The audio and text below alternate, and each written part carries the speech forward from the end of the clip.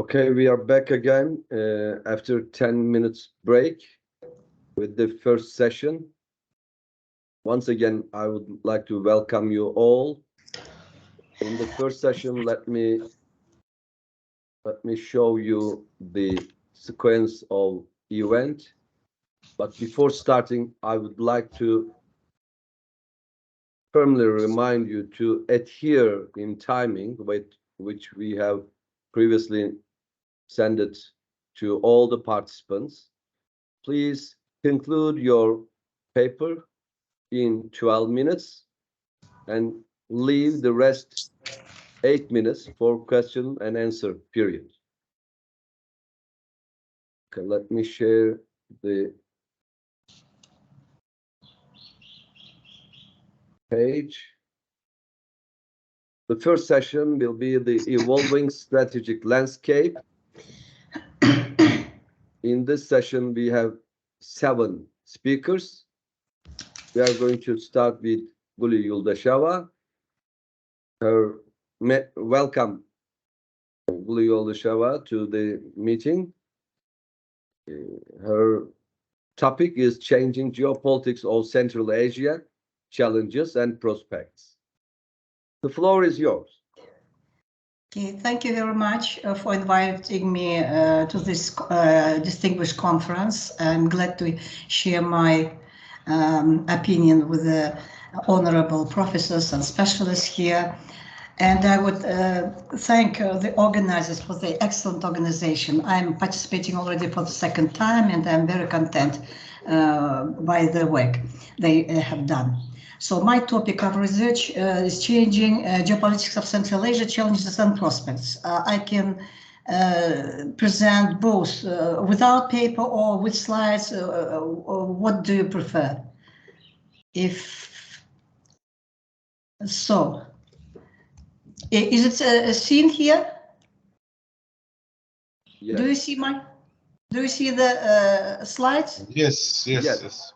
Definitely. Okay, but I don't want to stop on the introduction. I think that the topicality of my issue is quite obvious. But I just wanted to stop to say a few words in comments to the previous speaker.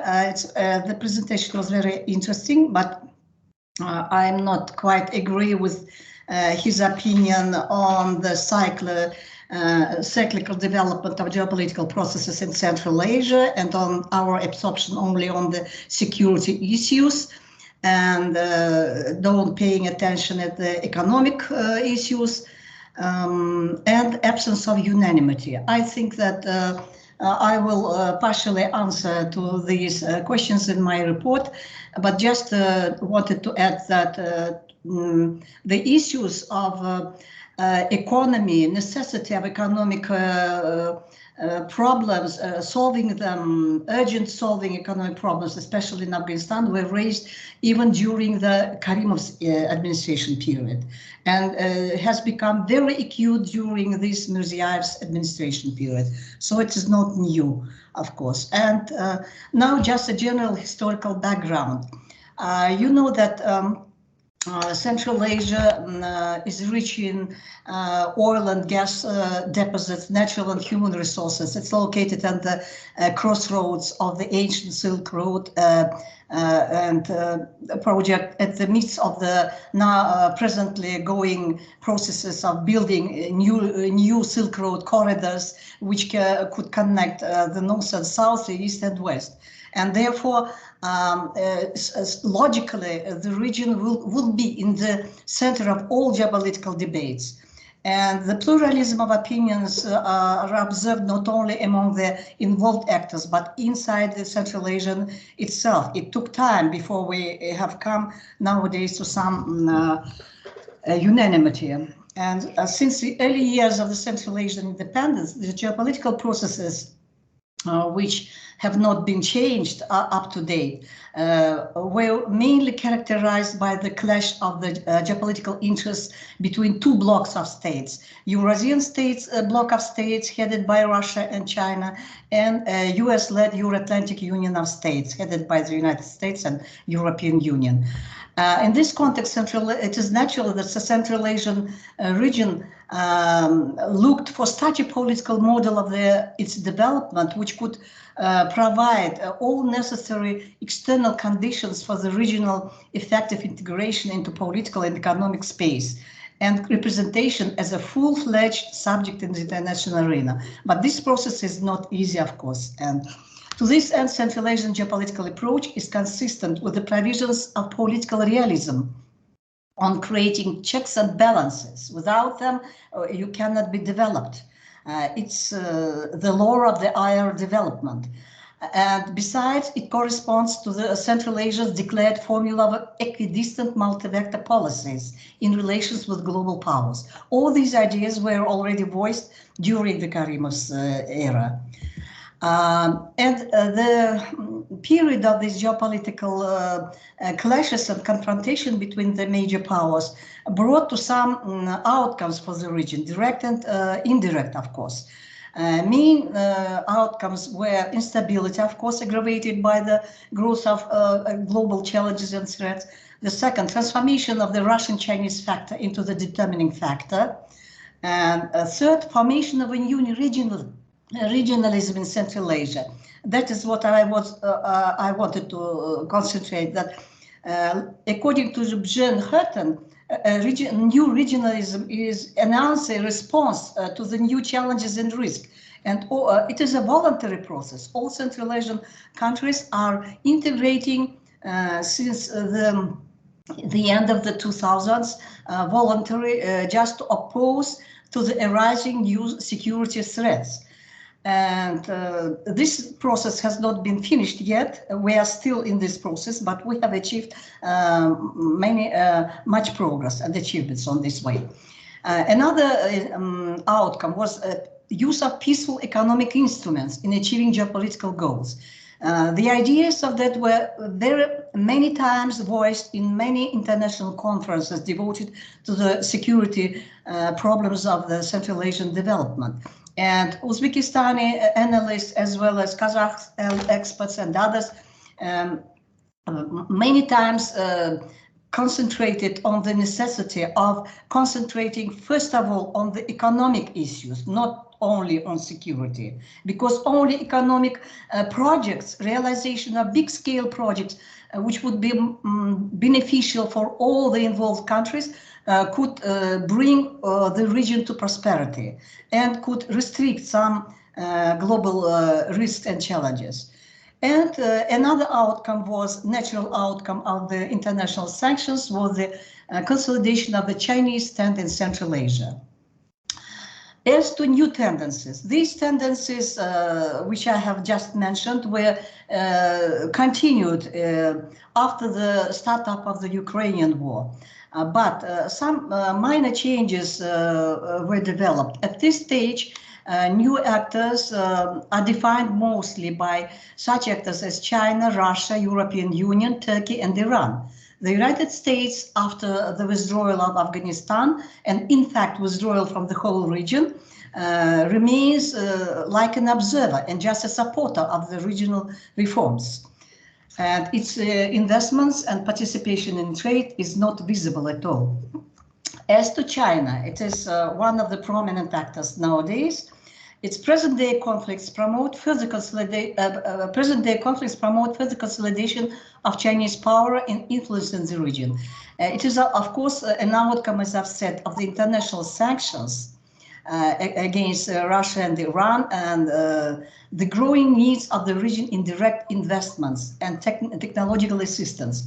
Beijing is ready to provide such kind of assistance, and at this moment it has moved from not only concentrating on economic issues, but also complementing this previous economic assistance by military technical component, strategic component. In such a way, China nowadays is removing gradually Russia from its traditional dominant position in Central Asia.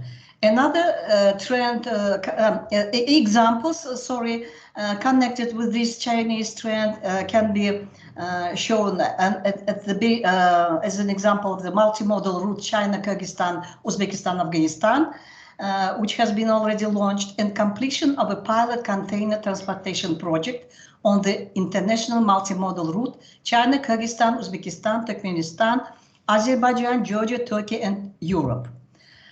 You can trace this. The Middle Corridor, which is another name for Trans-Caspian International Transport Route, is in the center of all geopolitics in Central Asia. It is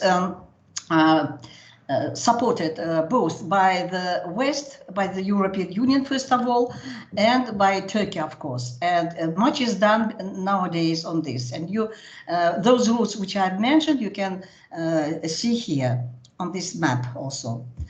And new tendencies and other tendencies regarding Russia. Russian position, of course, is not comparable to the Chinese position. If China, for example, in the recent summit invested $4,000 billion to the Central Asian states, Russian investments in 2022, last year, were equal only to 3.6 billion. It is maximum which the state could do in these conditions. That's why it's not surprising that Moscow tries to find alternative transport routes to secure its positions in Central Asia and extend its reach to other countries and world markets. And here, special attention is given to North-South corridor as the key corridor in the Eurasian space, and the corridors which could link Russia to Southeast and South Asia. As to Europe, Ms. Yoldasheva, you have already accomplished 12 minutes of the time. So we have only 8 minutes for question and answers. If you could round up in 5 minutes, we will have only 3 minutes for question and answer. Sorry for interrupting. Just if to conclude, one new tendency is the orientation of the Central Asian countries to the Muslim world. First of all, to the Organization of Turkic States and Iran, and it is trying to keep intensive cooperation with the states of the Persian Gulf as a necessary precondition for future realization of future projects. And problems and risks can be divided into economic and political. Economic risks are first of all are inequality and sanctions. The position of all states are unequal. You see, and Turkey is only and Iran are yet to reach the levels of China, European Union, and Russia. As to political barriers, they are well known, but among the new ones, Islamic State and Sunni Shia tension that could, of course, impact on the development of Central Asia. In general, there are three main tendencies. The first tendency in geopolitical situation in Central Asia. First tendency, increasing Chinese sphere of influence. The second, growing constructive cooperation between China and European Union. And the third, growing Turkish Central Asian partnership involving Iran and the Arab states of the Gulf. Russian presence is moderate and cannot be compatible, and as to its participation and realization to transport projects, it is dependent on many variables. To preserve balance of regional forces and interests and not to lose its own regional identity, it would be desirable for the Central Asian states to accelerate real Central Asian integration, to consolidate the Central Asian deeper integration with the Organization of Turkic States, to intensify cooperation of the OITS states with the Persian Gulf, and to coordinate economic and security issues with all major involved powers.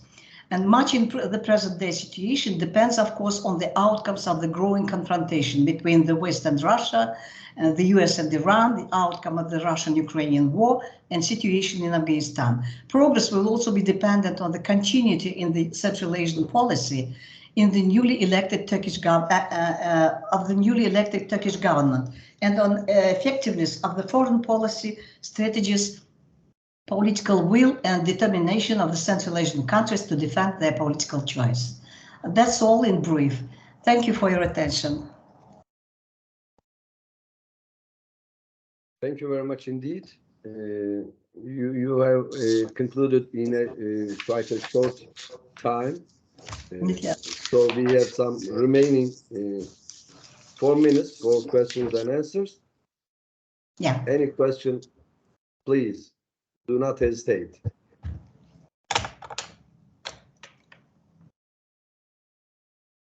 Any questions, please? We have one. Yaşar Sarı. Yes, floor is yours. Dear Professor Yuldasheva, thank you for your presentation, especially in the last part, in the conclusion part, you mentioned about the intensifying the cooperation between the Organization for Turkic State and the Gulf region. What kind of interaction between them and how they can help each other according to the new geopolitical situation and the new geopolitical structure? Thank you for the question. It's very interesting. And historically, Central Asian territory and the territory of Turkey and Iran were closely cooperating with each other and entered into the same empires even. And historically, Central Asia was located and was a part of, and even the center of this Persian-Turkish civilization. And nowadays, I think in the epoch when in the epoch of eroding national sovereignties and identities, we should, besides all other problems, to preserve this our regional identity and the deeper integration with Turkic organization of states would be expedient in this context. And besides, it gives us a possibility of providing, of fighting against all geopolitical threats and challenges, economic threats, and without any political and economic pressure. Speaking on one equal language, language of mutual understanding and close mentality. That's why I think that this is our future. Although at the moment we cannot compete with other big world global powers, but it has, in my point of view, future. Because historically also Turkey was supported by the United States. Suffice to mention Baku-Ceyhan project, via Baku-Ceyhan project in the 90s. And nowadays the European Union also is interested in that. And all the sides are interested in realization of the middle corridor, which can unite Central Asia with the Azerbaijan, Georgia, the Caspian Sea, and Turkey, and later with Europe. And one of the biggest investors during this process can be China, sponsoring and investing into the Belt and Road Initiative projects.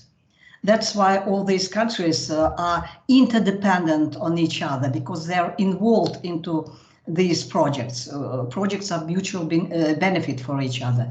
But I think in order to counteract other possible arising ambitions of all other geopolitical countries, it would be more expedient for the Central Asian countries to rely on this organization of Turkic states, which is a priority for us, together with the Central Asian integration, of course.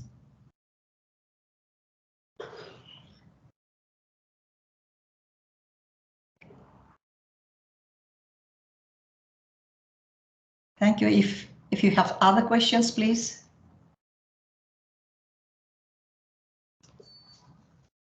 As far as I see, there is no other questions. One question, if I may. You have mentioned about the Islamic background which could trigger cooperation throughout the region. But Yes. this seems a little bit problematic because religion for states, for nation building procedures, religion is a binding factor as much as it's a dividing factor. For the Yes. international arena, it is the same. So, considering this different sects of and different religions, different sects in the same religion, how you can visualize that religious background, Islamic background you have mentioned particularly, can be a binding factor. Isn't it problematic a little bit? Rather than that, a more secular approach can be, is it possible, can be a better way for binding the national interest? No, I don't think that other than secular approaches could be appropriate for the secular Central Asian states. The secular development, model of development is prioritized in the Central Asian republics, in all 5 republics. That's why this soft Islamic model, which is propagated by Turkey and demonstrated by its whole development, are attractive for Central Asians. And Iranian Shia Islam maybe a little bit differ, but still Iran did not show any aggressive intentions during its whole period of developing relations with Central Asia. And but there is a risk. 2 risks of a religious character, which I have mentioned in my report, in my paper. First of all, radical Central Asian region are based on the Hanafi mazhab of Islam, you know, and Afghanistan also. But we are against of any radicalization, radical mazhabs which occupy and are developed on the territories of Afghanistan and Pakistan, like the Islamic State of Khorasan. That is one of the threats at which we cannot close our eyes. It is a reality. Another risk is a possibility. I am not sure that it should happen immediately, but possibility that we can be involved into Sunni, in some sense, into Sunni-Shia rivalry. Because there is Iran with its Shia allies and Saudi Arabia with its Sunni and Turkey also with Sunni. And of course, there is a latent form of rivalry between these countries. I think that in future we cannot avoid some latent form of competition between these branches of Islam, but it is not necessarily will bring us to some clashes. Historically, Central Asians managed to cope with these problems and lived peacefully with our Shia branch of population and Sunni, and you know, from the historical facts. And that's why I think, as a whole, my approach and understanding of this problem. But in the positive meaning, religion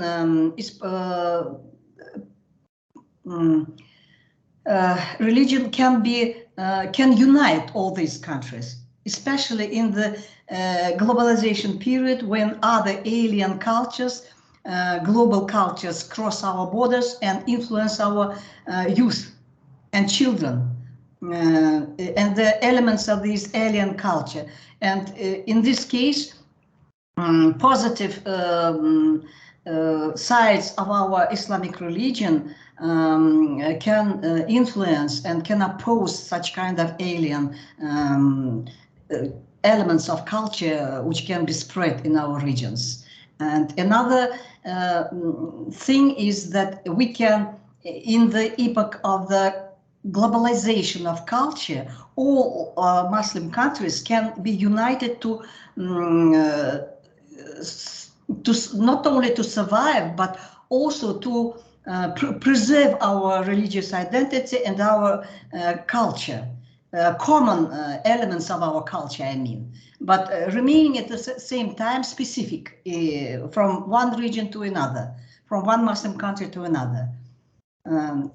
It's my understanding. And in this sense, I support American expert Apajuri that in future, the future geopolitical scene can represent alternative regional cultural blocks which can cooperate with each other, where our blocks of countries, which I mentioned, can preserve one dignified and serious niche and can protect themselves and develop our own culture and values. Okay, thank you very much. Thank you very much for this extra information. Once again, many thanks for overall your paper. We would like to see you in our following academic activities. You are part of the team. You are a member of the team. This was the second time that you have shown the interest to enthusiasm to participate. Once again, thank you very much indeed. Thank you very much for your organization. Let me once again share the agenda here. Our second speaker, Baradia, and the third speaker, Marois, will not be, I'm afraid, will not be able to participate right now. We will continue with Fikret Birdişli Hoca. He was here. His topic is hybrid war and carrot stick strategy of Russia in the Ukraine war. Fikret Hocam. Hoş geldiniz. Thank you very much, dear Professor Bilgin Varlık. I'd like to share my presentation now. Let me, please. Yes. Do you see that? Yes, definitely. Clear. Okay, thank you very much. Esteemed participants, guests, and organizing committee, thank you for such a prominent conference and giving opportunity for presentation and sharing our academic works. Especially, I'd like to special thanks to Professor Dr. Ali Bilgin Varlık for his great efforts and valuable contributions. Yes, my presentation is about the changing the nature of the modern wars and related strategy of the great powers for implementing their national interests. In this frame, my works focus on the Russia-Ukraine case as a hot example or case study. The keywords are hybrid war, strategic culture, network-centered warfare, and current strategy. Actually, I accept network-centric warfare as a combination of the hybrid warfare and the strategic cultural element in this work. And carrot-and-stick strategy is a kind of effort to create a new periphery for a powerless country, in my opinion. As you know, Russia and China declare their expectation about the new international order as a multipolar system, you know. But a multipolar system requires a center-periphery relationships, in my opinion. This country may see themselves as a center, but to create a periphery again is very difficult in today's world. So my perception of the new world order is the balance of the power instead of the multipolar system. Nevertheless, great power will continue to spend great effort to create a periphery for implementing their international vision and nation interest also. In the past, creating a periphery requires different methods, such as using hard power and ideological impositions, but today's world, these techniques are not effective. Instead, hybrid war techniques and strategic cultural elements stand out for implementation. If you look at the hybrid and network-centric warfare, as you know, hybrid warfare is a theory of the military strategy which employ political warfare and blend conventional warfare, irregular warfare, and cyber warfare with other influencing methods such as fake news, diplomacy, lawfare, and foreign electoral intervention, maybe. And when we look at the strategic culture, this strategic culture's elements of the Russia include some strategy, as you see, that internal colonization and Russification and embed ethno-federal structure. In my opinion, Russia has been used this strategy, all of them, and with the complementary method to the hybrid warfare.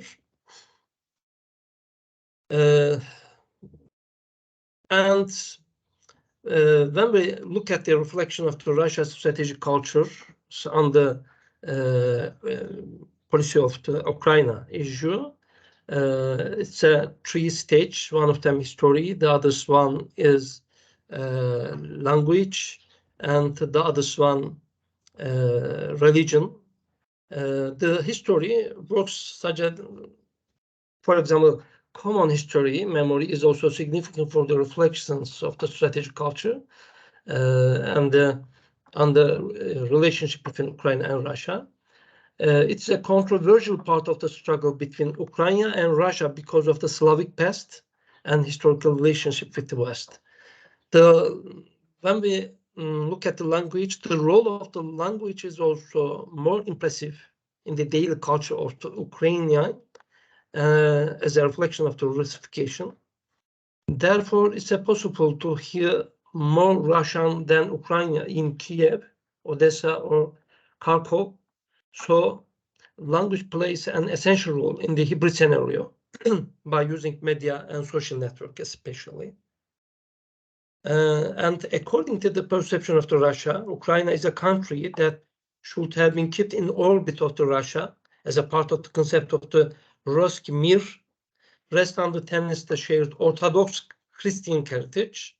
So this concept includes shared value and strategic vision by religions, language, and common historical heritage to draw constructive outlook for the future of the three Eastern Slavic states. I mean that one of them Russia, the other one Belarus, and other one Ukraine. And my presentation and works include unkinetic hybrid warfare technique, which is used by Russia against Ukraine. It has three categories: maintaining control over the Ukrainian media,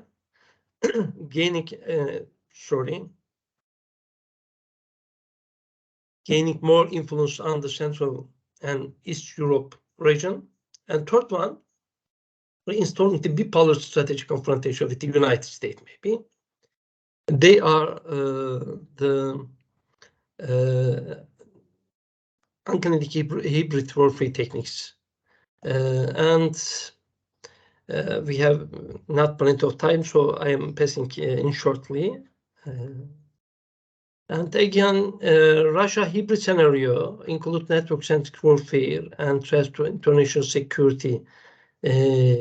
Also, you know, the hybrid warfare techniques are conceptual based on the network-centric warfare. This idea comes from the United States, and it's include some idea of the gaining victory or the adversary planning military operation, not to physically destroy the adversary military, but achieve desired media results, thus getting an information dominance in general. The Russia is using this technique is very successfully, in my opinion. We may see that in the case of the United States, America, and England also.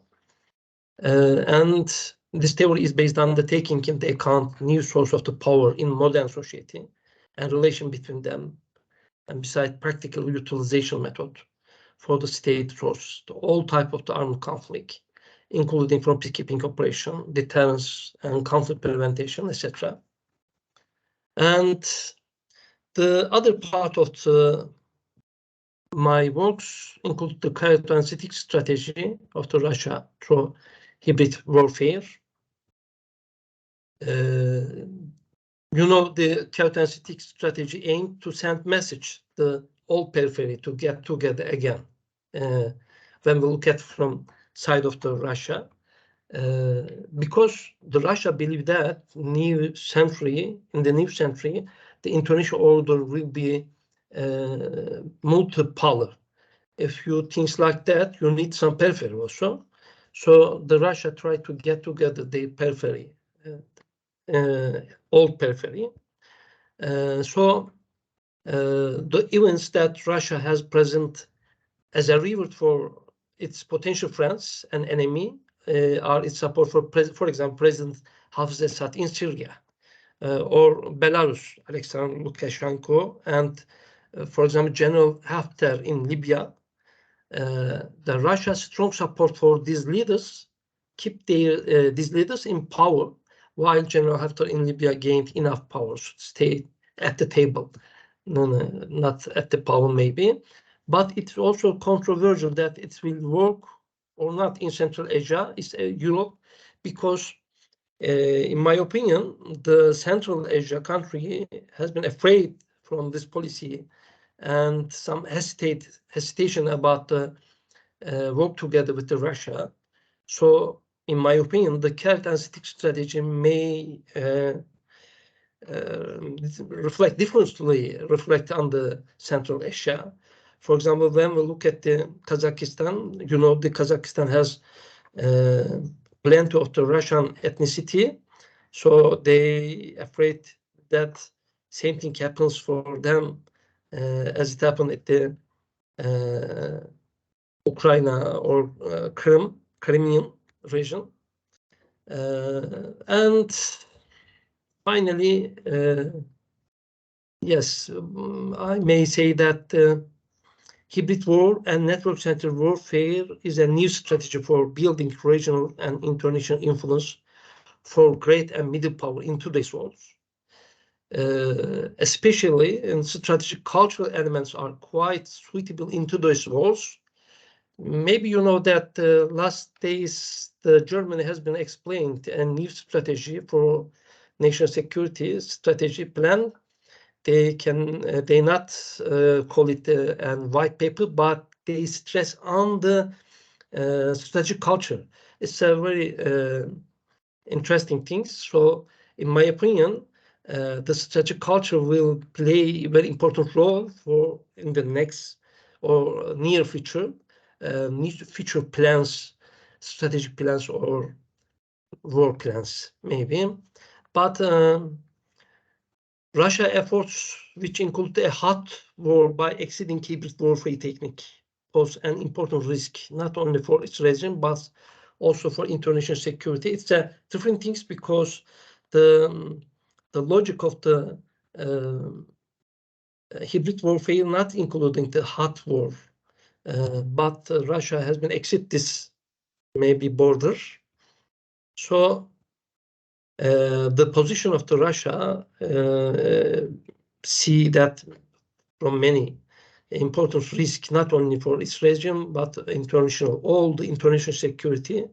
And you should remember that Russia is a member of the Security Council of the United Nations. So it may be see that this is a clash of the United Nations system, clash of the United Nations system. We will see that international committee how to deal with this problem in the future. And it is not clear whether the carrot and stick strategy will work or not in this way. And my works will continue like this. And I'd like to, yes, that's enough now. Thank you for your patience and giving to this chance to present my idea. Appreciate 1 minute earlier than the planned the presentation took place. Thank you very much. It was quite an interesting topic. Thank you. I think this piece of paper can be turned into a book, it's quite an interesting subject to work on it. It's still quite mature. The concept of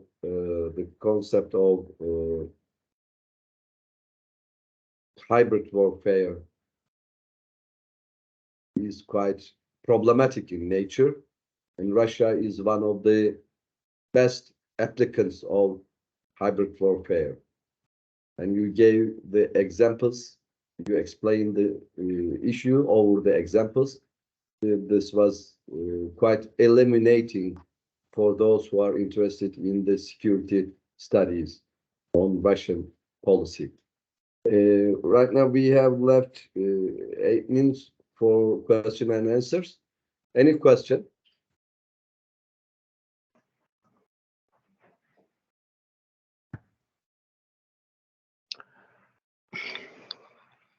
Yes, please. Okay, Fikret Hocam, thank you for your presentation. This is Yaşar Sarı. My question is, you talk about the hybrid war strategy of the Russia. I mean, it's sometimes called, if I'm not wrong, Gerasimov doctrine, or the Gerasimov approach, the Russian armed chief of staff, who is also right now responsible to leading to the Russians' military effort in Ukraine. So, to looking from this hybrid way, in hybrid warfare, more using not the classical warfare, but the more abstract, we can call network-based and other based warfare.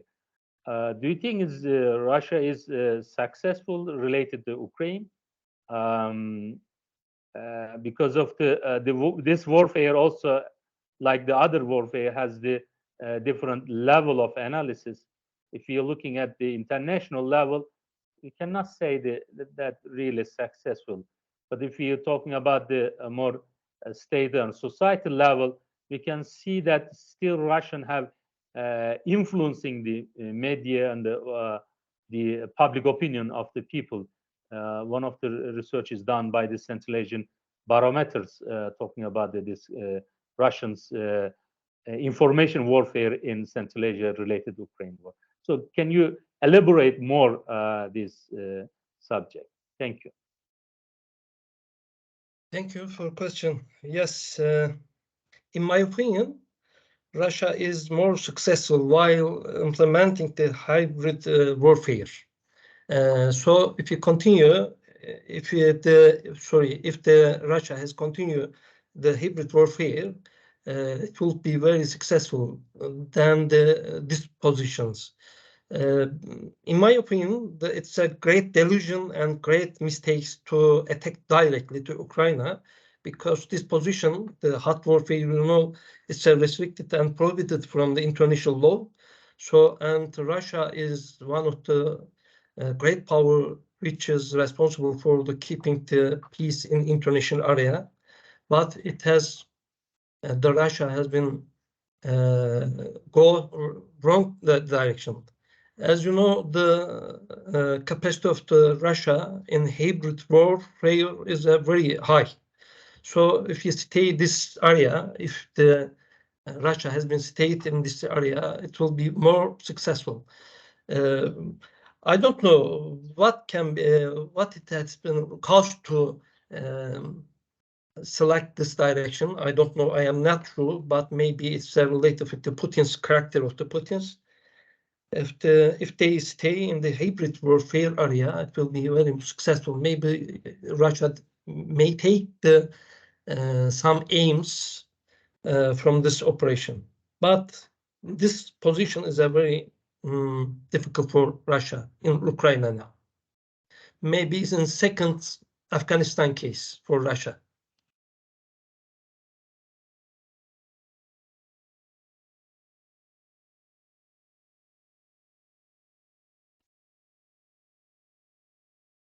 Okay, any question?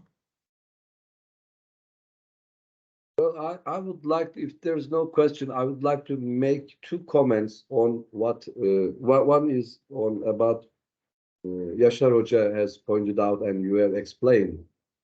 In the hybrid warfare, when we analyze it into two, one is the kinetic, the other is non-kinetic means of war.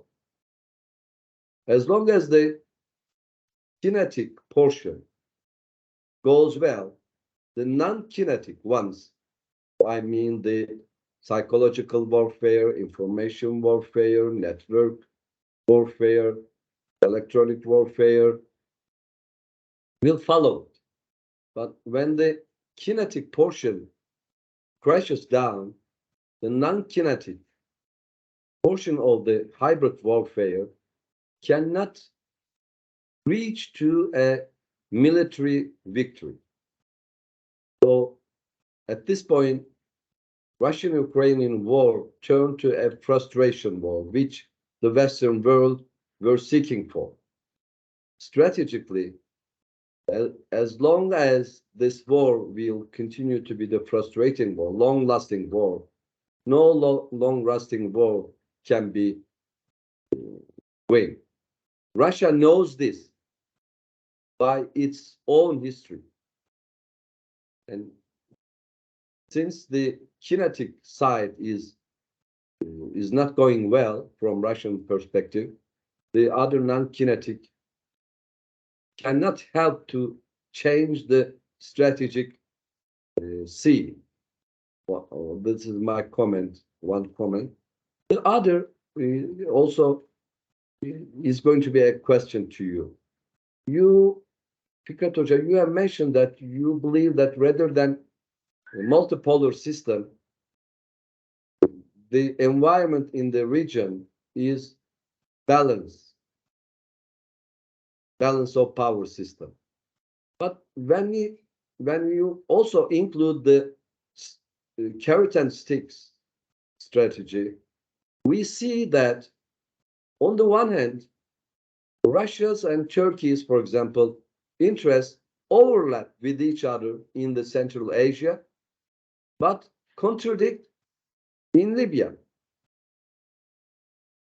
So can we say that Russia is applying a new kind of balance of power strategy, which we could coin it as floating balance of power strategy? This is a new conception of mine, if you accept, floating balance of power strategy, which recalls us the balancer of the balance. Can we say that? Yeah, it's my opinion like this, because you know the relationship between amongst the states in international area, we are calling that in general balance of power. It's a general name, the balance of power. But sometimes this kind of the balance of power has been taking different name. For example, the Metternich system or European consort or bipolar system, etc. In my opinion, the how can I say, polar stick system requires some periphery. But in today's world, any country cannot create any periphery anymore. So in my opinion, the next system will be balance of power again. But as you say, you say that the different kind of the balance of power, because today's roles requires not strictly alliance. There's some alliance between some countries, for example, in the West or East, it doesn't matter, but all alliances are not strictly losing alliance requires this balance power, so it can be changed easily according to the positions, as you see that in the case of the Libyan and others amongst Russia and Turkey. So in my opinion, I exactly agree with you. The next system with the balance of power instead of the polarity, but this balance of power can be different from the which we experienced before that. Okay. Thank you very much. Thank you very much indeed. You're welcome. Thank you. Now we can turn to our other subject. We are adhering on time. Shuaipan, Mr. Shuaipan. Yes. Hello. Am I audible? Welcome on board. Am I audible? Can you listen to me? Yes, we can hear you, but we cannot see you. Could you please turn on your camera? Camera is on. Camera is on. 1 second. It's on. Is it okay now? From Yes, my side, the camera is on. Yes. Yes. Yes. Yes. Yes. We can see you. I'm afraid the connection is not so strong, but we can anyway we can see you and we can hear you better than see you. Okay. Okay. The floor is yours. We are listening Yes. to you.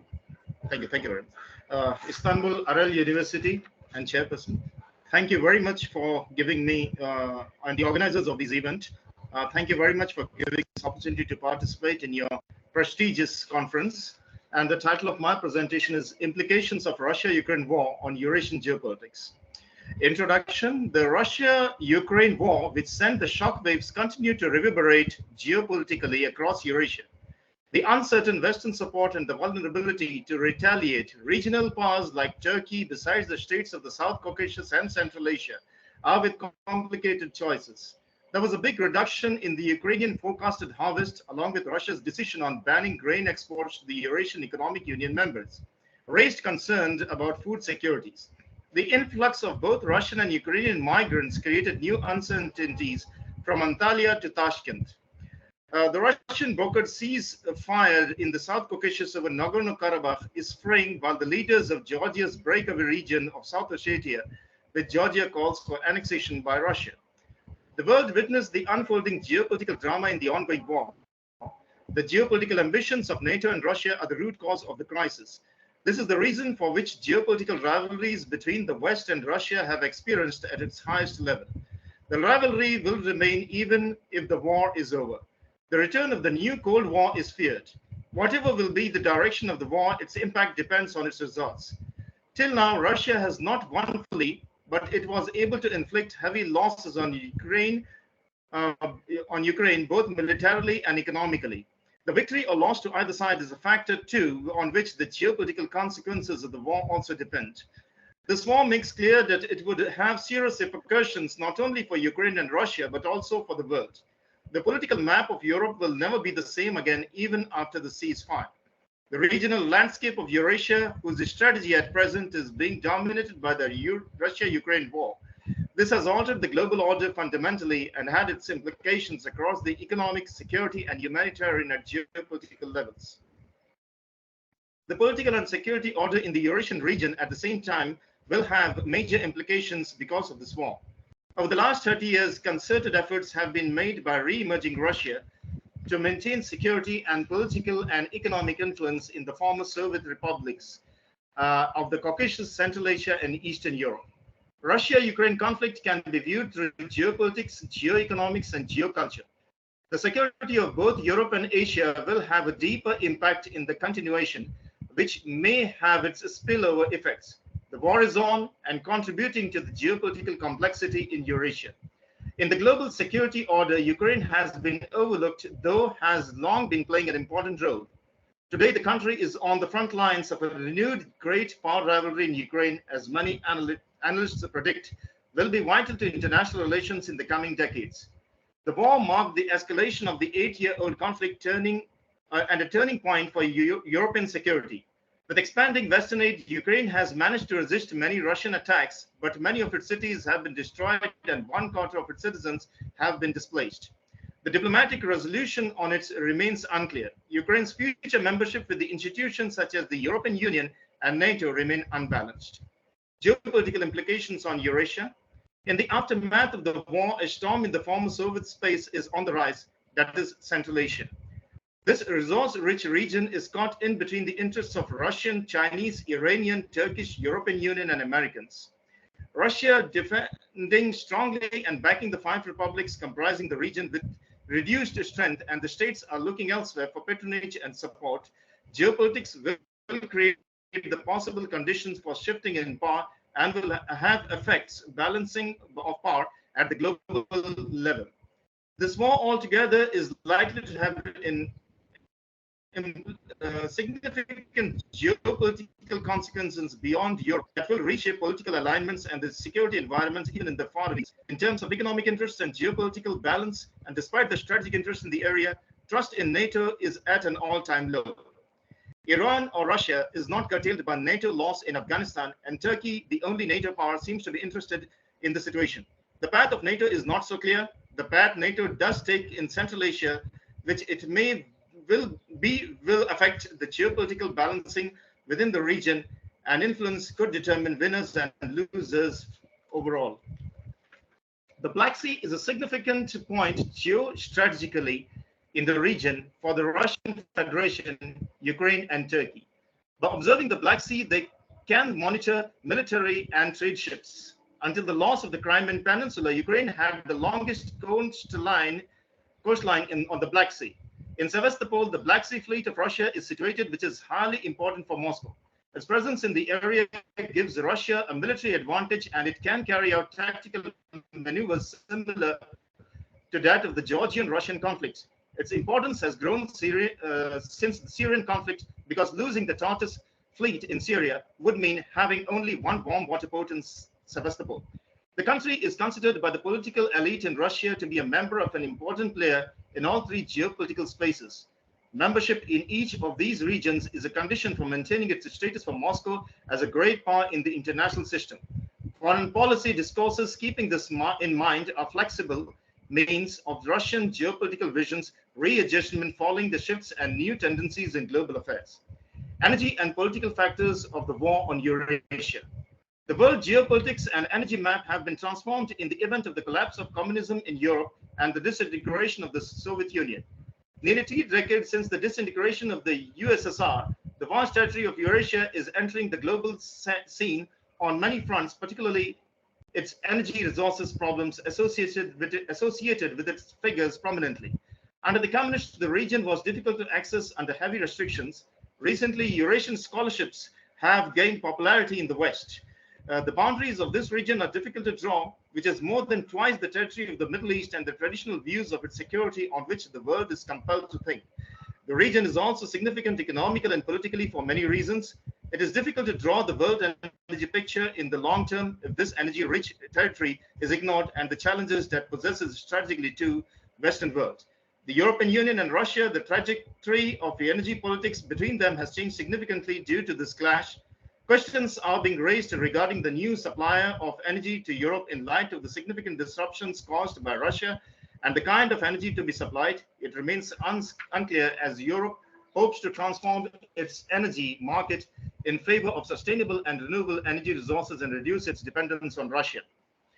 If the impacts of Russia-Ukraine war have been felt globally, whose resource markets are still reeling from it, energy, food, and fertilizers, for which the two countries are the major suppliers. In response to the crisis, the sudden imposition and supply disruptions, trade restrictions, unprecedented economic sanctions, and policy disruptions and policy interventions have caused commodities prices to rise beyond limit. Before the Russia-Ukraine war, energy markets tightened as activity returned to pre-pandemic levels. It is for many consumers and companies that this would have been difficult. There were expectations that the higher prices would quickly recede as output increased along with the global market balance supply and demand. In conclusion, the war between Russia and Ukraine exhausted any remaining vision about the old order in the post-Cold War Europe, with both Ukraine and the West left struggling to respond while Russia started to come to grips with its isolation. There are multiple factors interacted which caused the conflict. The goals of the actors were incompatible, even if that was covered by the excitement that accompanied the fall of communism. In a classical security dilemma, as the situation is being viewed as one of the conflicting goals, not only revises the understanding of the happenings, but changes the thought on the possible future scenario. Differently, many choices could have been made on the grounds for conflicts which was deeply rooted, and the actors were much forced both internationally and domestically. To make Ukraine a neutral country is likely to resolve the conflict. Central European countries, under the current developments against their wishes, are on the front line of the confrontation between the Western powers and Russian forces. Like any other powers, Moscow is clear in its worldview, is relying on the use of military force to pursue its domestic and foreign policy goals. In the European Union's path, the Ukrainian became a turning point towards reducing its dependency on Russian hydrocarbon export revenues, which fueled the aggressive military buildup and propaganda. The cutting of Russian oil, gas, and coal supplies, which lies within European Green Deal goals. In between Russia and Central Europe is where Ukraine is situated, and maintaining regional stability, the country has an important role.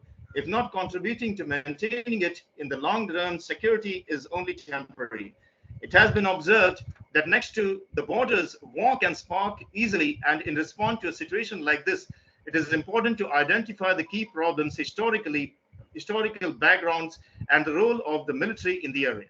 It can be concluded that the Ukrainian crisis and its implications, which is the geopolitical vision of Russia, experienced a considerable shift. Russia considered itself to be a full member of the three geopolitical spaces, Eurasia, Euro-Atlantic, and Asia-Pacific, before the Ukraine crisis.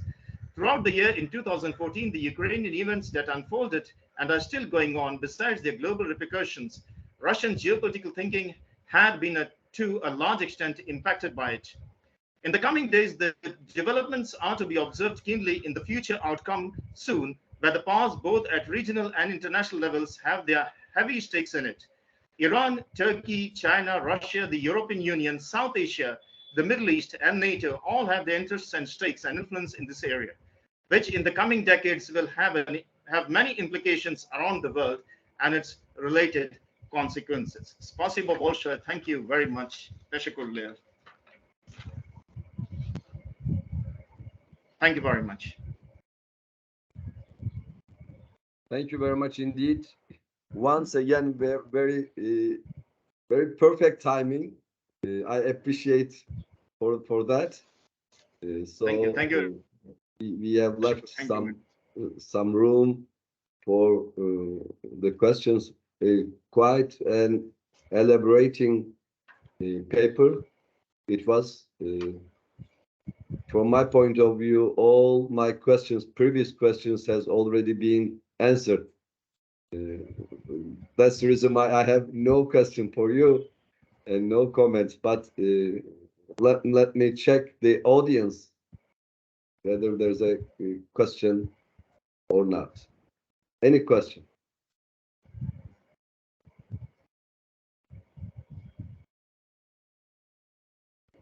Any question? I think all the audience are agree with me that you have already answered all the questions beforehand. So once again, many thanks, Mr. Shoaipan. Many thanks. I appreciate it. Thank you. Now we are turning to Gökhan Tekir. His topic is security implications of Afghanistan for Central Asia. Gökhan Hocam, we cannot hear you. Could you turn on your microphone, please? Is it all right? Yes, that's okay. Okay.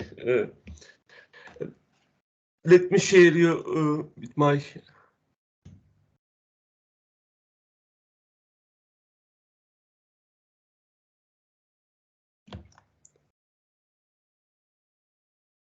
Okay. You can see the presentation. Firstly, thank you for organizing this valuable conference, and thank you for your all assistance during the preparation of the conference. Thank you very much. It's our pleasure. Thank you. I am going to present the security implications of Afghanistan for Central Asian countries. the literature mainly focuses on security implications of Afghanistan on Pakistan mainly, but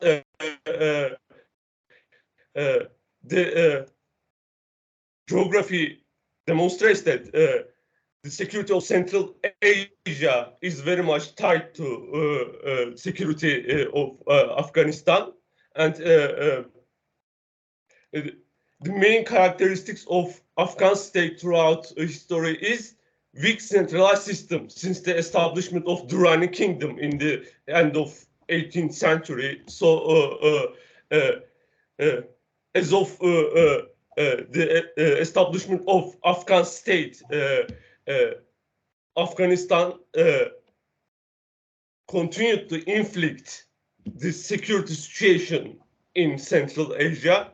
And today, Central Asian countries do not only have to deal with Kabul, but also radical and terrorist groups which benefited from this weak centralized system in the country.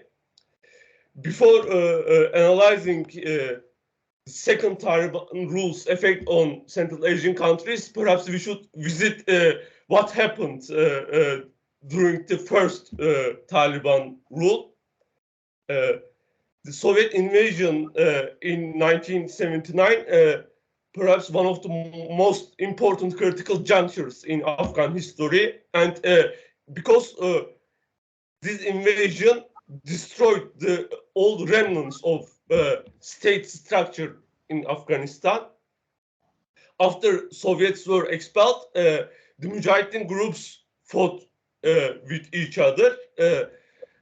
In the civil war, Taliban rule emerged with the conquest of Kabul in 1996, and Taliban's rule was not internationally recognized, and its erratic behaviors in foreign policy field, such as Mazar-e-Sharif killing of Iranian diplomats, contributed to its diplomatic isolation. Therefore, Taliban turned into global jihadist groups for alliance, and the most prominent one was Al-Qaeda. In exchange for providing sanctuary for Osama bin Laden, Osama bin Laden both provided financial aid and Arab fighters to Taliban in its war against Northern Alliance. And Al-Qaeda used Afghan territories to plan and organize attacks in Kenya and Tanzania. And through the reference of Al-Qaeda leader Osama bin Laden, the Islamic movement of Uzbekistan was offered sanctuary in northern Afghanistan, and its main goal was to overthrow secular regime in Uzbekistan and replace it with an Islamic rule. And its headquarters were Kandahar and Kunduz, and it was responsible for bombings in Tashkent in 1999, and it also made incursions in Kyrgyzstan, Tajikistan, and Uzbekistan, and it involved several kidnappings and ransom to finance its war against Uzbek administration. However, 9/11 events changed the situation for both Al-Qaeda and Islamic movement of Uzbekistan. Although Taliban was not aware of the fact that Al-Qaeda would attack the USA, it refused US ultimatum to deliver Al-Qaeda leader. So Taliban also shared the fate of Al-Qaeda, and after 9/11 events, the USA also declared Islamic movement of Uzbekistan as a terrorist organization, and it bombarded its headquarters in northern Afghanistan. So many of Islamic movement of Uzbekistan members actually escaped to Pakistan along with Al-Qaeda members. However, the weak state structure remained during US-supported government in Afghanistan. And Afghan government could not succeed in establishing a viable regime in Afghanistan, and the discontent turned into insurgency led by Taliban 2.0, and because the original Taliban disappeared and it gained a somewhat hybrid organization status, because it involved Haqqani network. Even Gulbuddin Hikmetyar's organization, which fought against Taliban, joined its Taliban ranks. Al-Qaeda was part of this insurgency, and of course the Islamic movement of Uzbekistan also became part of this insurgency. And as during the peace negotiations, Taliban promised and guaranteed that it would not provide sanctuary and safe haven for terrorist organizations, and it will prevent the use of Afghan territory by any group against the security of the United States and its allies. It was high promise for Taliban, and after Taliban came to power second time in 2021, it failed to deliver this promise. And on the contrary, Taliban is composed of many terrorist groups right now. And of course, the most prominent terrorist group is Al-Qaeda. The killing of Ayman al-Zawahiri last year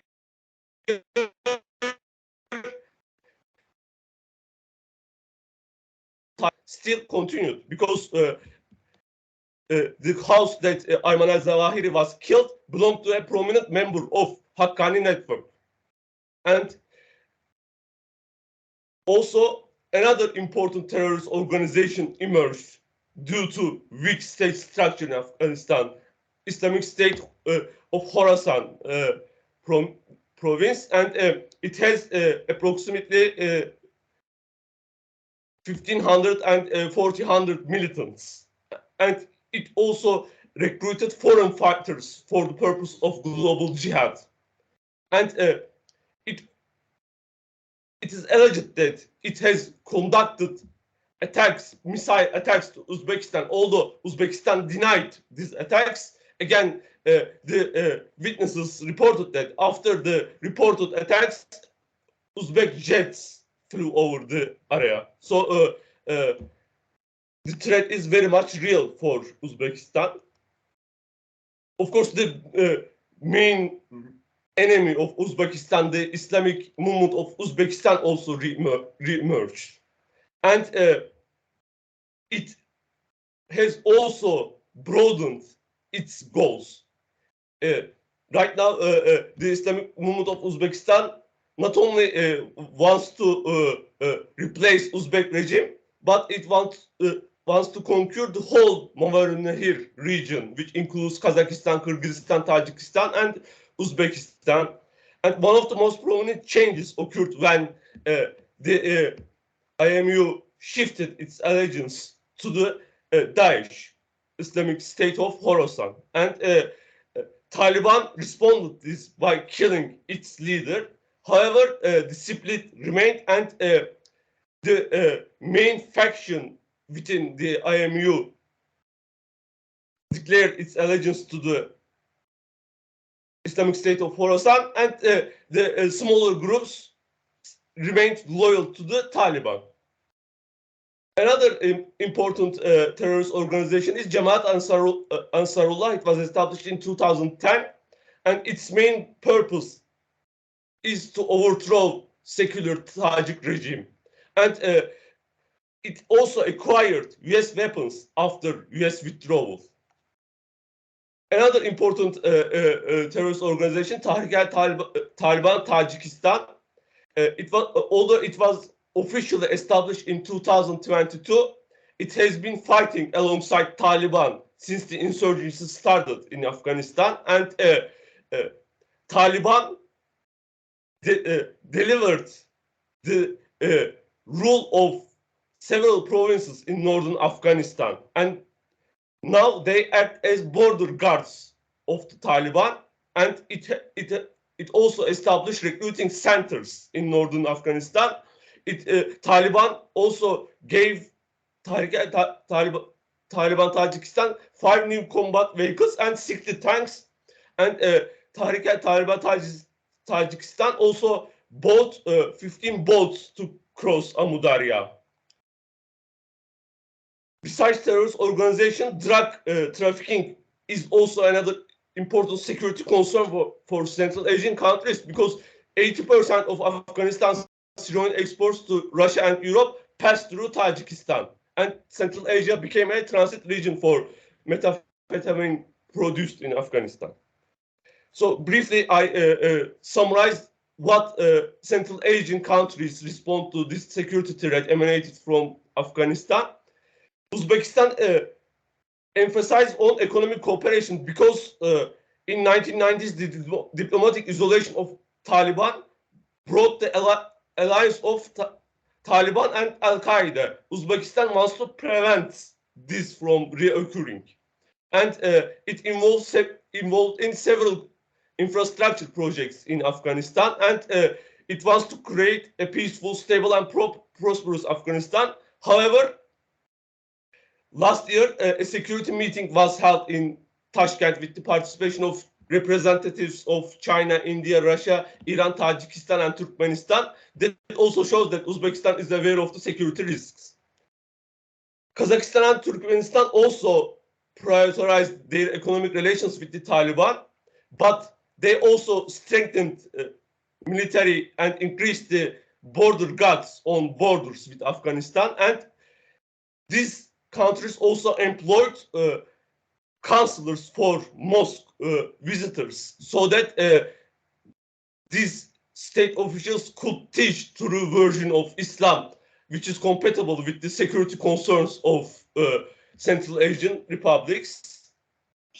Tajikistan has the tensest relations with the Taliban. Actually, in 2006, the Tajik Supreme Court declared Taliban as a terrorist organization, and the presence of Taliban on borders is very much security concern for Tajikistan, and it has conducted military drills after Taliban came to power, and the president Emomali Rahmon called for CSTO, Collective Security Territory Organization, to create a security belt around Afghanistan, and the nephew of the legendary fighter Ahmed Shah Massoud's nephew actually was provided safe haven, Ahmed Massoud also named, in Tajikistan, and Gulbuddin Hikmatyar warned that if Tajikistan continued to do this kind of activities, such as providing sanctuary for Afghan opposition groups, a grim fate awaits Tajikistan. So it is possible that this could turn into a hot conflict between Tajikistan and Afghanistan. To summarize, Tajikistan, Uzbekistan, and Kyrgyzstan are the most affected countries with Taliban's second coming in Afghanistan. Although these countries expect the Taliban to fulfill its promise not to provide safe haven for terrorist groups, Taliban is not going to fulfill this promise. However, Central Asian countries also have economic interests in Afghanistan, so they have to manage a complex and fluid relations, as well as managing security relations with Taliban rule. Thank you very much.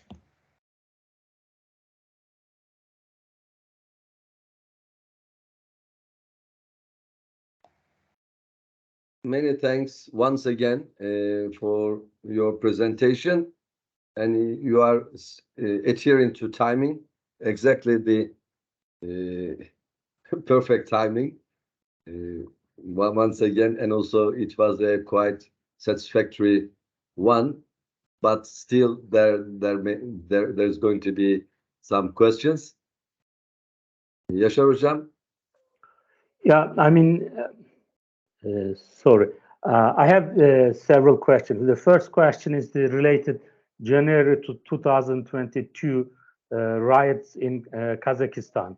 At the beginning of this riot, some Kazakh government official claimed that several thousand terrorist groups came from the neighboring country to Kazakhstan, who mainly stationing in Afghanistan. Then later stage, we have they arrested several hundred people. But we haven't heard about the first claim related this terrorists who involved in this riot. The second question, I mean, the question is is there any information you have those terrorists, so-called terrorists, or the terrorists involved in this event? The second question is you mentioned about one of the most very influential terrorist group in Central Asia is the Islamic Movement of Uzbekistan. We know that several years ago, Islamic Movement of, I mean, more than 10 years, by the way, changed its name, Islamic Movement of the Turkestan. So this changes, I mean, you didn't mention that changes. Maybe I missed that part. This changes changed their strategy or the people whom they are recruiting. The first, that one.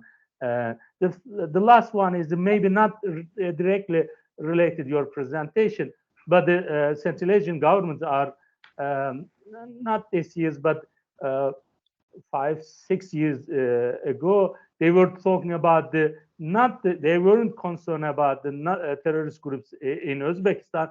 They were concerned about the Central Asian citizen who involved the Syrian war, who is coming back to their country some way. So is that still those strategies they continue? Thank you so much.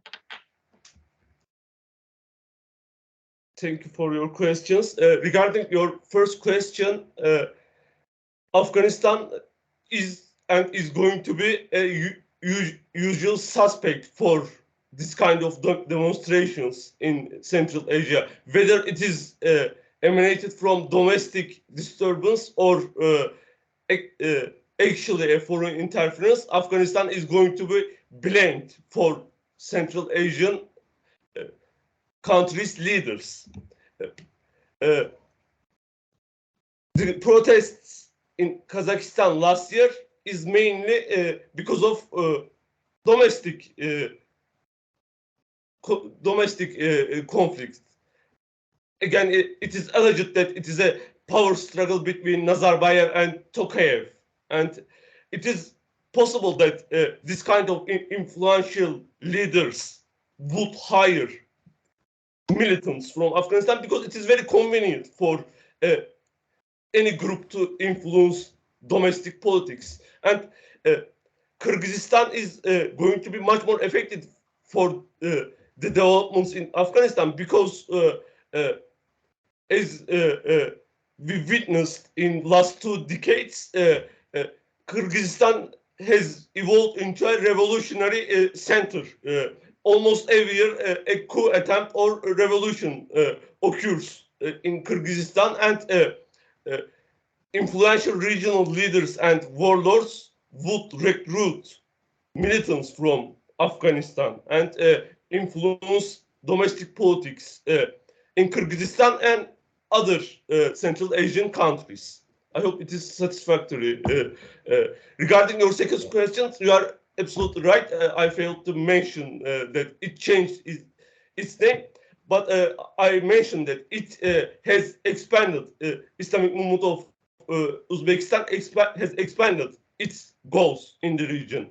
It not only aims to overthrow secular Uzbek regime, but it wants to conquer the whole Movaranahir area and replace these regimes with Islamic ones. Actually, it is related with its shift of allegiances from Taliban to Daesh, because this shift is much more compatible to global jihadist goals of Daesh instead of limited Pashtun nationalism of Taliban.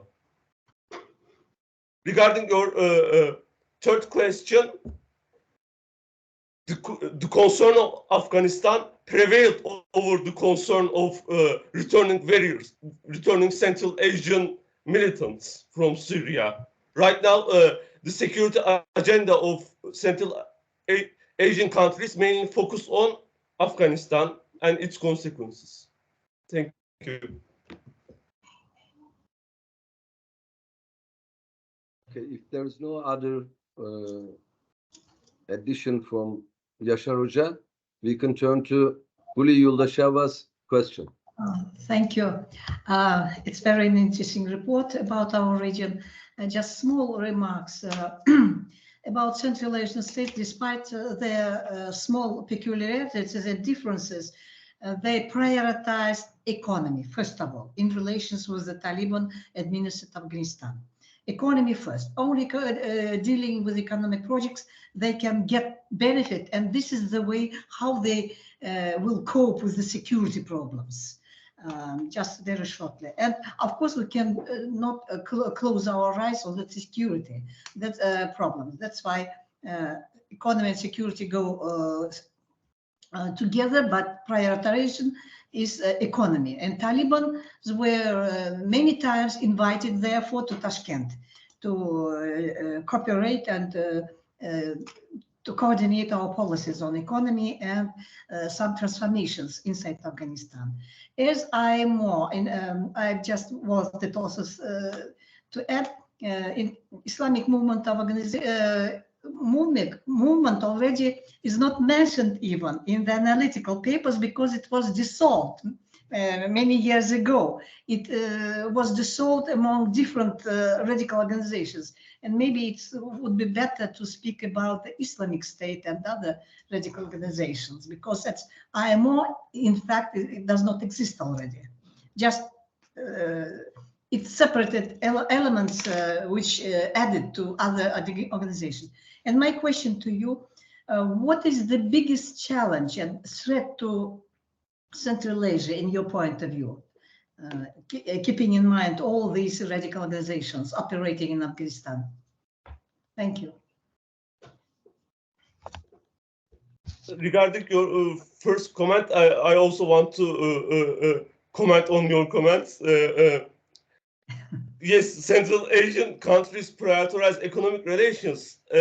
However, prioritizing economy to solve security problems would only work if a coherent and rational actor exists.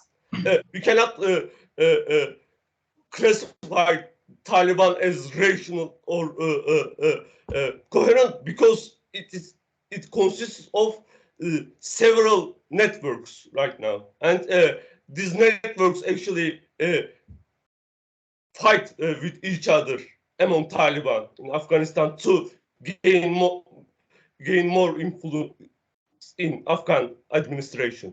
So this approach, it is unlikely that this approach would work for Central Asian countries. For your question, I also agree with you. Daesh, Islamic State of Khorasan, is much more threatening to Central Asian countries because it has global jihadist ideology instead of Taliban's Pashtun nationality. Thank you. With establishing its control over Afghanistan, but Daesh has broader goals over Central Asian countries. Thank you. Thank you. Welcome. I think we should all cooperate on Taliban's administration in Afghanistan to improve the situation. Okay, Thank you very much for your answers to the questions and for your paper. Gökhan Hocam, çok teşekkür ederiz. Çok doyurucu bir şeydi, bildiriydi. Once again, I appreciate your efforts for enlightening us on the current situation, and also the questions were added the productivity of this paper. When you're preparing the full paper, I hope you will consider the answers of these questions to include your paper. Okay. Once again, thank you very much indeed. Our last speaker, but not the least, Mr. Mirbais Balki. His topic is Russia-Afghan relations under the U.S. presence, challenges and opportunities, 2001-2021. Once again, welcome, Mr. Mirbais. The floor is yours. Thank you very much, Professor Varlik. Though my topic is broad because it covers 20 years from the post-2001, but I'll try somehow to conclude it.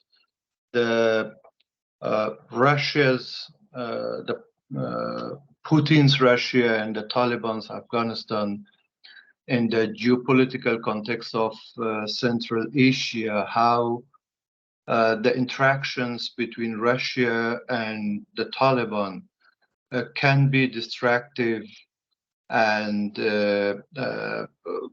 again, it can spoil the security of the region in a worse scenario, because what we are witnessing these days from that interaction and the movements of Taliban in the northern parts of Afghanistan or southern parts of Central Asian borders, we can see that how it can affect negatively the security of the region. Because what I observed in my paper, that the Russia's views on Taliban and the Taliban views on Russia are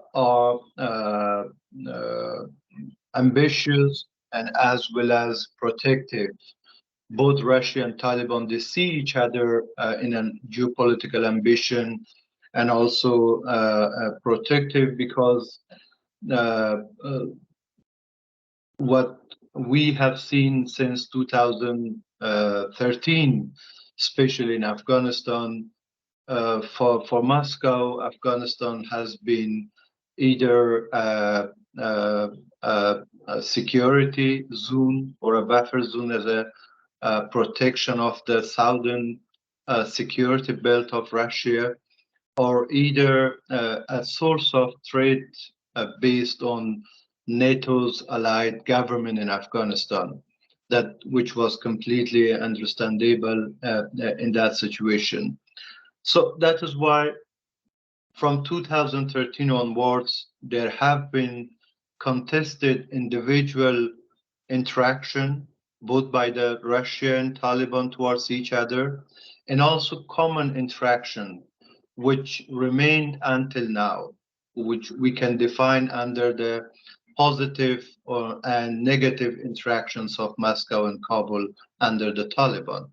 But I would say that both types of interaction, whether it is individual interaction or common interaction, are very much destructive for the security of Central Asia, because the movements of Taliban, the nature of the Taliban, are taken for granted by the Central Asian states, using kind of idealistic approach towards Taliban, and thinking that maybe the matter of time could transform Taliban into a political force, and then that political force come together for a economic interaction in the region, and then all kinds of implementation of different projects and different platforms in the region. But the thing is a little bit different, what I believe, because the Taliban's recent movements, if you could see the resettlement of the jihadists of Waziristan, border between Pakistan and Afghanistan, to the northern Afghanistan and western Afghanistan, is a very clear sign of how the Taliban look at to the northern border of Afghanistan, and how it looks Moscow as an ambition, potential power, which they have a negative common memory, of course, against Russia also, because most of the Taliban fighters still keep fresh the memory of jihad against the Soviet Red Army in Afghanistan, and they keep repeating as a hidden curriculum in the madrasas in Pakistan, southern borders of Pakistan and in Afghanistan.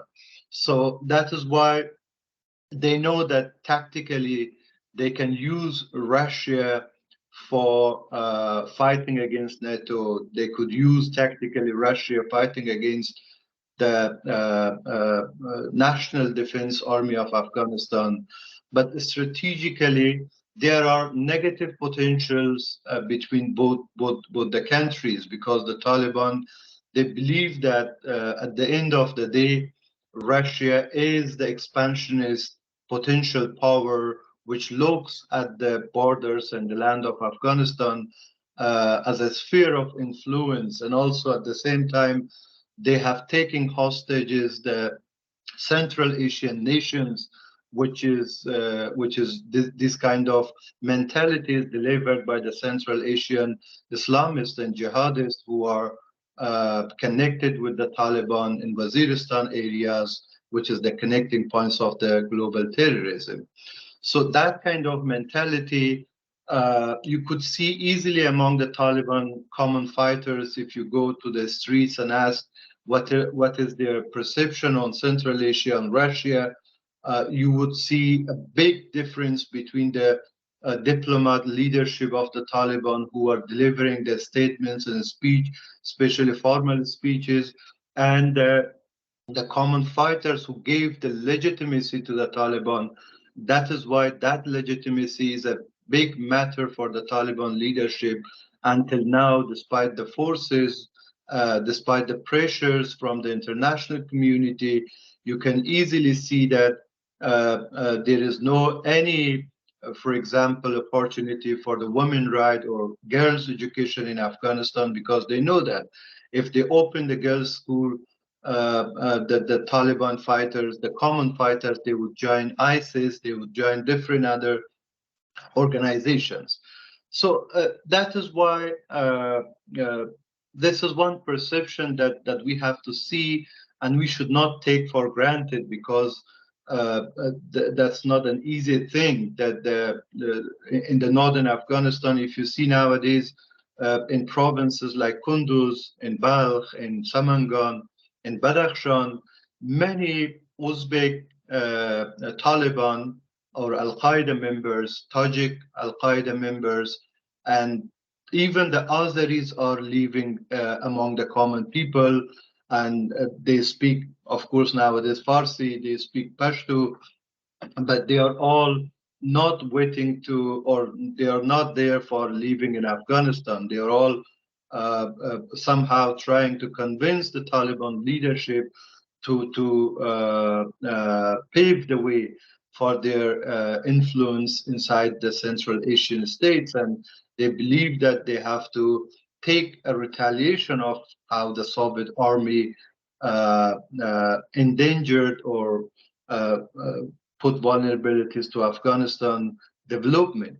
So that is the situation where we have nowadays in Afghanistan. What I believe is that the presence of the Taliban and the joint interaction of Moscow and Taliban can result to two main danger or geopolitical danger in Central Asia. First of all, the transformation of the religious theology of the region.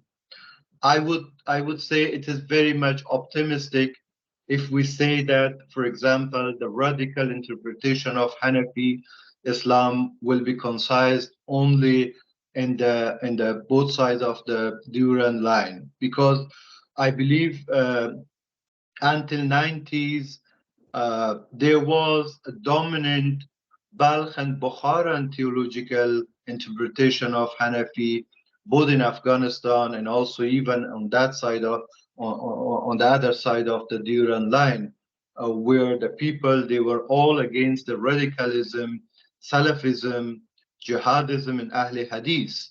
But nowadays, you could easily see that the radical interpretation of the Deobandism entered Afghanistan, and in many parts of Afghanistan, even in the western part of Afghanistan, bordering with Iran, eastern part of Afghanistan, and also the northeastern part of Afghanistan in Badakhshan, you could easily see some of the extremist Salafi movements, and some of the Taliban commanders also, they converted to Salafism, and they believe for jihadi approach of interacting with Central Asian countries. So these Salafism is prevailing gradually in across Afghanistan, and of course it is also influencing some of the young generation from Central Asia who have a different interaction and contacts with the Taliban's Salafi ideology in different other countries, in Saudi Arabia, in UAE, in Qatar, in different other countries. They have interactions and they are influenced by this ideology. What I believe is that nowadays the political dynamism that we have within the political Islam in our region, the Central Asian religious theology is not responsive to the questions and the issues that the young generation they are facing. That is not from now. That is from the Soviet when the expansion in Central Asia. Since that time, the ulamas, even from the Central Asia, the ulamas, they left Samarkand, Bukhara, Balkh to Central Asia, to Deoband in India and Pakistan, and they learned that the Cold War closed the border for some times, but the influence remained, and the literature is being taken by the young generation nowadays. So that is one major transformation which is happening in the Central Asia in the long run, and I believe that you can see the examples and the evidences of that through social media.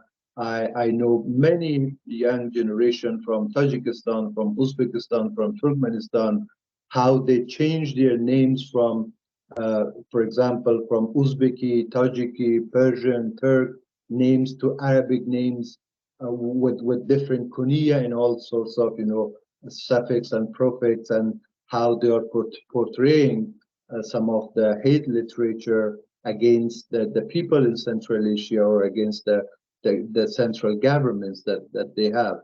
So this is one biggest risk that geopolitically Central Asia is facing from the joint or from the common interaction between Moscow and the Taliban.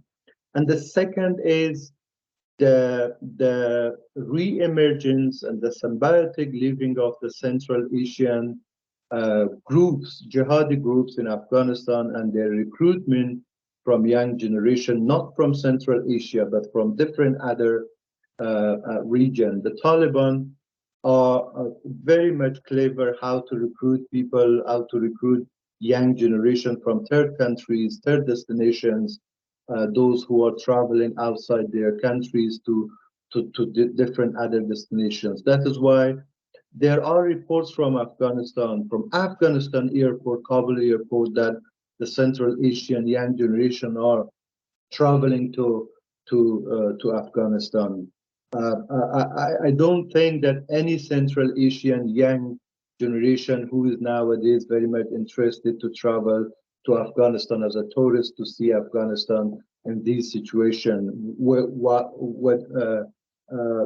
Even they were not traveling to Afghanistan in the past 20 years, especially in the 2008, 9, and 10, when situation was relatively fine in Afghanistan and there was not that insecurity prevailing in the country. So you could see that easily evidences of these interactions between the young generation inside Afghanistan. As Bukhan said very nicely, that the Tehrik-e-Taliban of Tajikistan, for example, the Tajiks or the Hashmadzada and some other Sharifzada and some other commanders of the Tajiks who were fighting beside the Al-Qaeda in Afghanistan against the NATO and ANDSF in Afghanistan, they were not changing their names to the Taliban and something else, but nowadays even they are fond of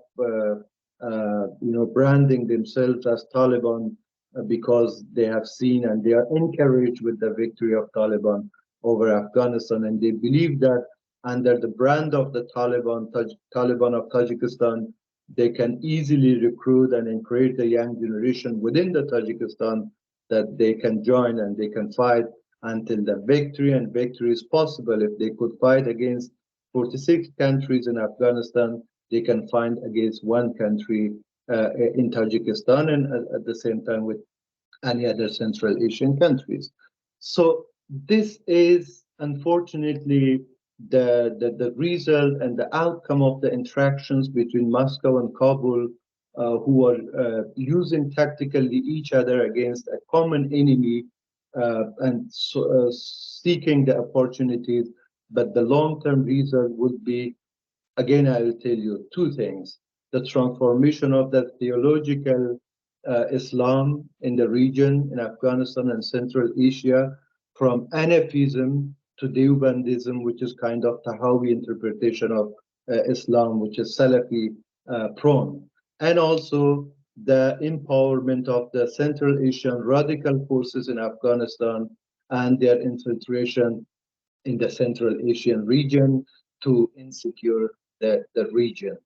And that can be tactically again used by the enemies of Russia in the region, which again I would outline my keynote that the security of the region is the dominant factor to study Central Asian geopolitics. Thank you. Thank you very much indeed for this presentation. Any question?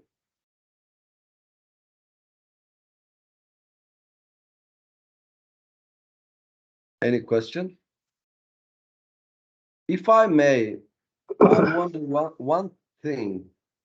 Yes, Yaşar Hocam.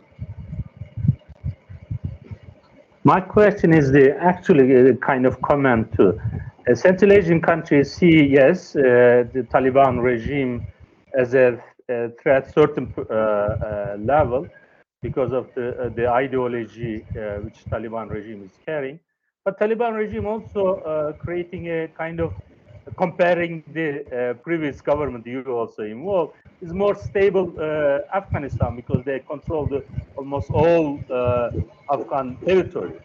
So that way, when Central Asian government dealing with the Afghanistan, they need to deal with only with the Taliban government, not the others in that case. So for them, is the Taliban is providing kind of stability inside Afghanistan, and if Taliban, of course, I'm talking about the current Taliban regime, because of the previous Taliban regime in 1990s, second half of 1990s was different. The current Taliban regime, as far as what we are seeing, is they want to have the good neighborly relation with their Central Asian countries. For that reason, they are not much encouraging any groups or radical groups or terrorist groups which is linked to Central Asia do something against the Central Asian government and state. So how can you evaluate? Taliban regime even today have good relation with China because of on a certain level they have shared similar strategic interests, and even they developed close relation with Russia too. So how you can evaluate this condition in that sense? Thank you very much, Yashar. First of all, I would say that when we talk about Taliban-China relation or Taliban-Russia relation, as I said, it's a tactical relation. It is not a strategic one because Taliban, the Chinese government, they know that the Chinophobia of the Taliban because they always criticize the Chinese approach towards the over minority in Xinjiang or in that part of the over dominant area. And for example, again, I would say that many preachers in Mecca, in Saudi Arabia, those who are migrated from China over area, have a good relation with the Taliban leadership, those who have been taking asylum in Saudi Arabia after their collapse in 2001. And that is why the only tactical relation that they had, it was fighting against NATO and against the US presence in the region. That is why, despite the relations between Beijing and Kabul, they are very much cautious about the Taliban's movement in Afghanistan, and they're trying somehow to take a guarantee that ETIM is not active in Afghanistan and they are not, a potential threat to the Chinese security in the future. But at the same, the Central Asian countries and Russia also, though they are kind of facing a determinism because the Taliban, no one was anticipating the Taliban's rush taking power in Afghanistan. So they have faced a downward in Afghanistan. They somehow trying to adjust themselves with Taliban, but they very well know that they cannot go with the Taliban regime in a diplomatic relation because they know that there is no any guarantee from the Taliban side so that they can have a government to government relation, or they can guarantee there is no any threat from Afghanistan to any Central Asian countries, and at the same time Russia, because you better know that there is no pressure from Russia side to Tajikistan to host the resistant forces against the Taliban nowadays. You can see many resistant forces inside Afghanistan. They are fighting against Taliban, and they are that Tajikistan is hosting them. So that is why I'm sure that all countries at the state level, they are more concerned, and they are somehow trying to tactically adjust themselves with the Taliban, so that if the world or the international community come to a consensus to deal with the Taliban.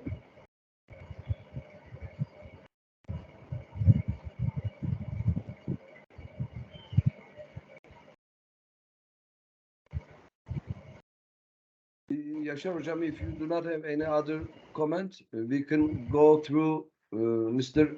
Shuaib Khan. He has a question. Actually, I don't have a question. I have a comment. Last week, I was in St. Petersburg seminar, and there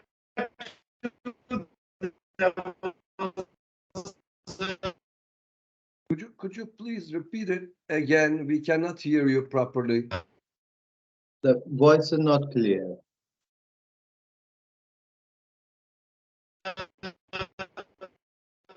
We cannot hear you properly.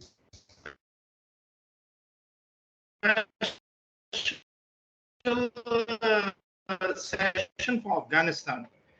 Excuse me. Similar questions were raised about safe havens for Mr. Shuaib, we cannot hear you properly. Could you repeat from the beginning, please? There is a connection deficiency at the moment. Yeah, hello, am I audible now? Can you hear me? Yes. Yes.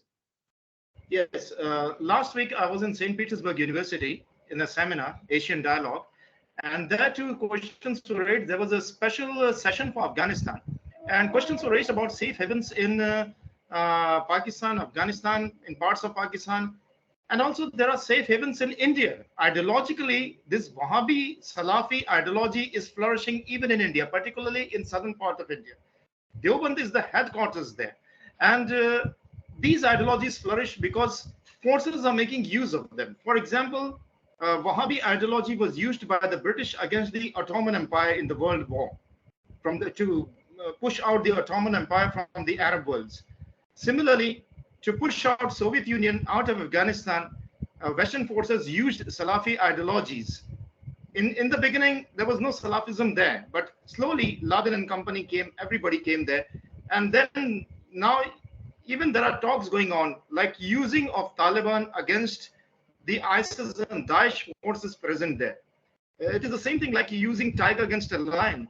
So in order to fight the ideology, now the Muslims there are 30,000, according to one estimate, there are 30,000 religious institutes in Pakistan, but there are 500,000 religious Islamic madrasas in India, and majority of them belong to Wahhabism ideology.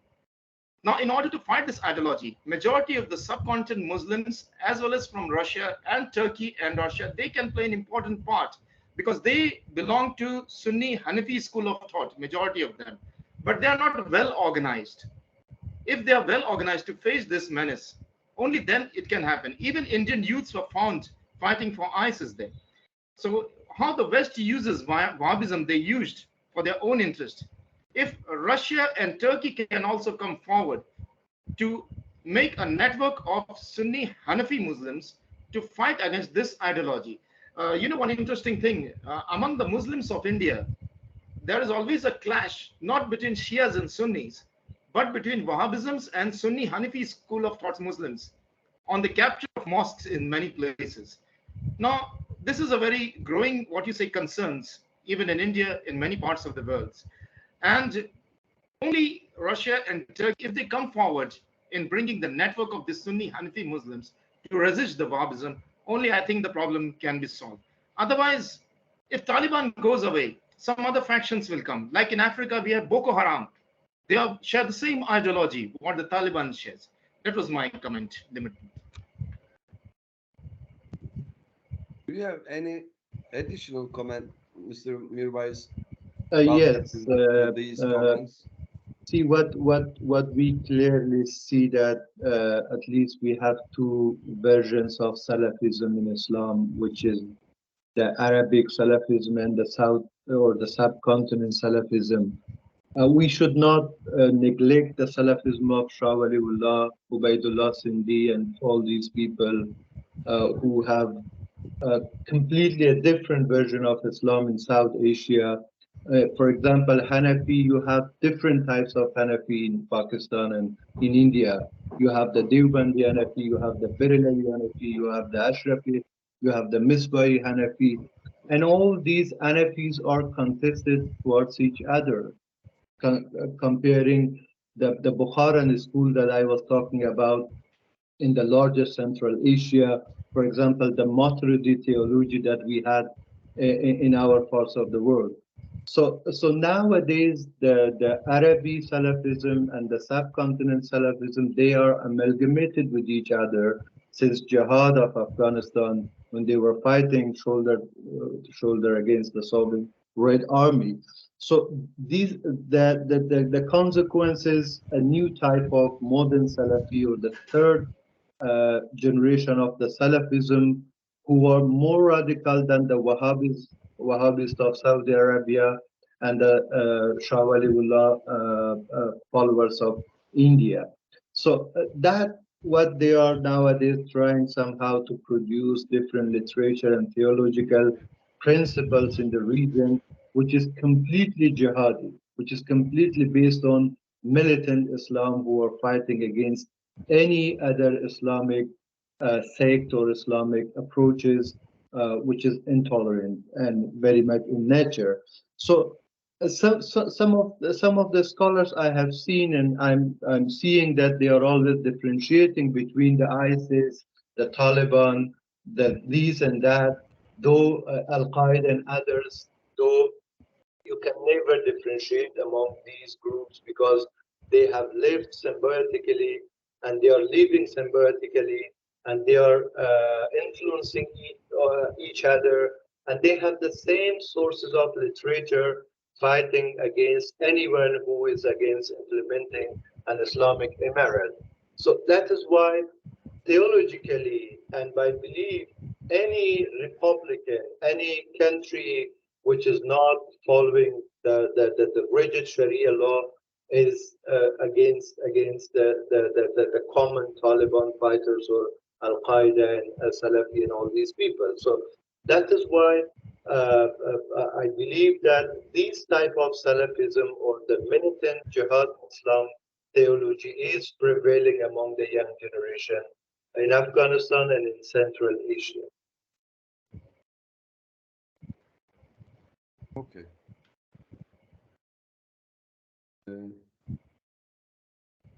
Is Yuli Yuldasheva, do you have a question? I see her hand is on. Miss Guli Yuldasheva? She has raised her hand, but... Okay, sorry, I didn't switch it. Okay, thank you. Just a comment. I quite agree with Dr. Shalab Khan. I think that if we don't cooperate with Taliban, another radical forces can come. Historically, Taliban, we had already positive cooperation with Taliban, with the United States companies, but later on it was cancelled. And nowadays, Taliban or other radical Salafis or Wahhabis, I think, just in my understanding, can exist only if supported by financing. But who is supporter here? Nearly the same countries, Saudi Arabia, all other Arab countries. But nowadays, the tendency is that many of these Arab countries, Gulf countries, is interested very much in realization of big economic projects with Central Asia, crossing through Afghanistan towards the Gulf and then to the Indian Ocean and later to the Europe already. And all these countries, I think, will simply concentrate on the realization of such things and, in my understanding, simply restrict the material or other assistance to such a kind of radical forces. And that's why I think that success will depend on coordination and cooperation of all efforts of the involved countries in this process. And another variant cannot exist, I think. Thank you. Okay, if Mr. Mirwais Balki, if you do not have... Yes, Professor Barlik, let me tell Gulik that it would be very much optimistic to think that if you are cooperating with Taliban, you are preventing the emergence of another Salafi or radical forces in Afghanistan or in Pakistan or any other places in subcontinent in South Asia. I would say that the Taliban, they are kind of fertilizing the ground realities for Salafism to emerge and to grow, to expand and to take over many surroundings. That is what they are doing since the beginning. Because nowadays, of course, I would say again, tactically, they are saying they are disconnected with Al Qaeda. They are disconnected with other outside Afghanistan's terrorist organizations, but we based on the eyewitnesses, we are seeing the international terrorist jihadists on the streets in Kabul. They have different guest house ends from different corners of the Islamic world, and they are living there with no tensions. And some of them, because of not or not controlling or seeing from the closed eyes are shifted or resettled in different other border provinces. So I would say that first of all, as much as you gave spaces for Taliban to rule in Afghanistan, I would say that the other radical and Salafi groups also will be growing daily and taking over the Taliban even themselves, because nowadays many Taliban leadership, especially the Haqqani network and Wasiqullah network, they are completely hosting the Al-Qaeda and the Salafi jihadis on their provinces, and they frankly also say they are our guests, as they were hosting Osama bin Laden during the 90s. So that the clashes between the leadership of the Taliban is also on the matter of how to support the Salafi jihadist leadership or not. So that's one matter, because a group of Taliban, they are symbiotically living with these people, and they are taking the sources of income from these groups. So they live together. And secondly, the Arab world interaction, economic interaction with Central Asia, I would say that you better know the Arab world, when they are most of the time with many countries, when they have economic interactions, they also believe at the same time to deliver their cultural and their religious interpretation also in that country. Tajikistan has a good example of that. Uzbekistan itself has a good example of that during 2002 in different parts of Andijan and many other provinces in Fargana. So that is why nowadays they are building mosques, and that architecture is Arabic. They are sending some of the scholars in different countries as a guest lectures and all these things. I myself heard a guest lecture of an Arab scholar in Tajikistan who was talking about Ibn Taymiyyah's theology and how he was defining the independence of the Islamic world and all these things. So I believe that these are the initial stages of how, through the economic interactions, the transformation of the theology, when I was talking about, is happening in the region. So the Taliban or the Salafi movements are the militant groups who are always talking about the jihadi approach, but the theological side will be, I believe, preached by the scholars in different Arab world. Okay. So we should coordinate anyway. And these radical ideas can be simply exploited by different actors in their way, although latent also, unfortunately. That's why I think the policy of a balance of forces and interests should be played. That portion is going to be held tomorrow. What needs to be done for today's session? I believe we have accomplished to reach our goal for the first session. We will going to take a 10-minute break. Then we will proceed with session 2. Associate Professor Aslı Kelkitli is going to lead this session. Many thanks for all your contributions. Thank you. This was a quite productive session. Once again, I appreciate all your efforts and your contributions. Thank you very much indeed. Thank you. Right now, my clock says 12:55.